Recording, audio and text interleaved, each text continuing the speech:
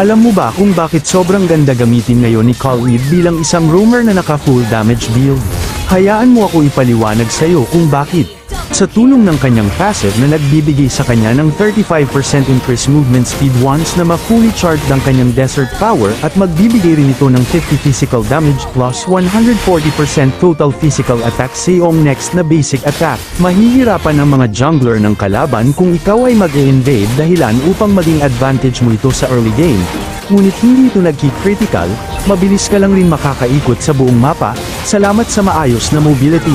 Sa pamamagitan ng kanyang first skill kung saan iikot ito ng 3 beses kasabay ng paghampas ng kanyang scimitar sa mga kalaban nasa area, magbibigay ito ng 200 physical damage plus 140% total physical attack, kaya nito makapag-execute ng kalaban kahit sa early game pa lamang.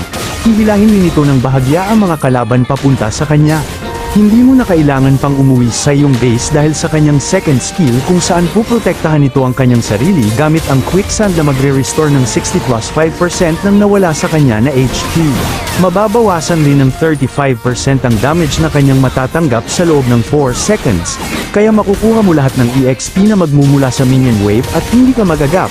May kasama rin ito na 60% slow effect kung sila ay nasa area ng iyong quicksand. Ngunit ang downside nito ay maaari ito ma-cancel ng kahit anong crowd control effect. Maganda gamitin ang kanyang ultimate na pang surprise attack. Maaari mo ito samahan ng flicker upang ma-extend ang range.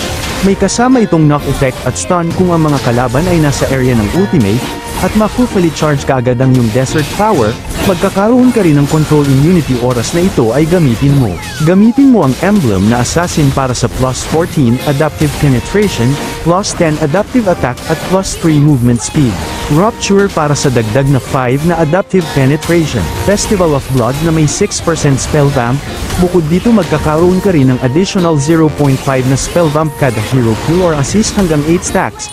At Concussive Blast kung saan after ng iyong basic attack ay magde-deal ka ng 100 magic damage sa mga kalaban na malapit sa iyo plus 7 total HP at may cooldown na 15 seconds. Samahan mo ng mga items na ito at tiyak na magdo-dominate ka sa lahat ng matches mo. Karamihan sa mga viewers ko ay di pa naka-follow sa page ko. Sana ay may time ka para pindutin ang follow button para lagi kang updated sa mga tutorial videos na tiyak makaka-improve ng gameplay mo. At sa tingin ko'y hanggang dito na lang muna. Sana'y may natutunan ka, mag-focus parati sa game dahil lahat ay pwedeng manalo sa late game. Hanggang sa muli.